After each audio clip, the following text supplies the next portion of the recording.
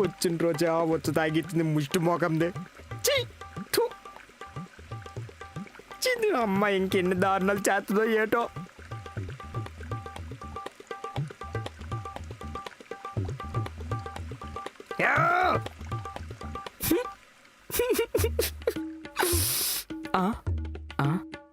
ఏంటి నీళ్ళు రావట్లేవేటి? అమ్మా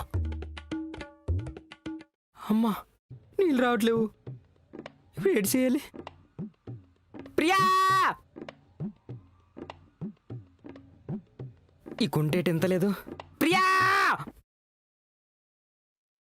రేయ్, ఎందుకురా అరుస్తున్నావు? పక్కింటి వాళ్ళు వింటారు.